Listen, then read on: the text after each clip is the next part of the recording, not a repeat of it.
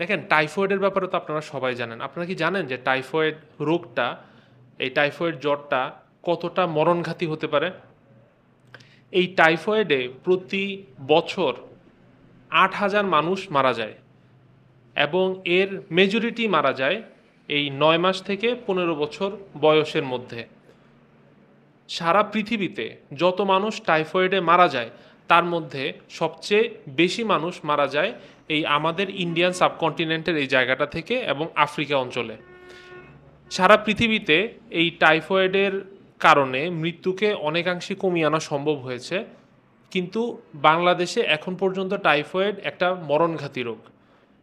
এই টাইফয়েডকে প্রতিরোধ করা সম্ভব এবং এটা খুব সহজেই সম্ভব যদি আমরা সবাই মিলে একটু এগিয়ে আসি।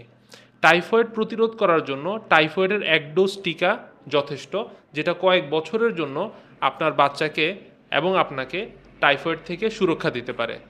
সবচেয়ে ভালো কথা হচ্ছে যে বাংলাদেশ সরকারের পক্ষ থেকে এই ১২ তারিখ থেকে একটা ক্যাম্পেইন শুরু হচ্ছে টাইফয়েড টিকা সংক্রান্ত, যে ক্যাম্পেইনের মাধ্যমে বাংলাদেশ সরকার ১৫ বছরের কম বাচ্চাদেরকে এই টাইফয়েডের টিকা বিনামূল্যে দেবে। যে টিকাটা বাইরে থেকে কিনতে গেলে বেশ অনেক টাকা প্রয়োজন হয়। এই টিকার মাধ্যমে বাচ্চাকে কয়েক বছরের জন্য সুরক্ষিত রাখা যাবে টাইফয়েডের সংক্রমণ থেকে, এবং এই টিকাটা সম্পূর্ণ নিরাপদ। পৃথিবীর অনেক দেশে কিন্তু এই টিকা অলরেডি দেওয়া হয়েছে এবং একটা হালাল সার্টিফাইড টিকা।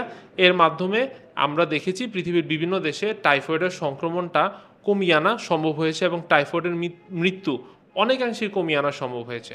সো আপনার বাচ্চাকে টাইফয়েডের টিকা দেওয়ার জন্য রেজিস্ট্রেশন করে ফেলুন দ্রুতই, এবং আপনার বাচ্চার এই টাইফয়েডের টিকা নিশ্চিত করুন যাতে আপনার বাচ্চা টাইফয়েড থেকে আগামী কয়েক বছরের জন্য সুরক্ষিত থাকতে পারে।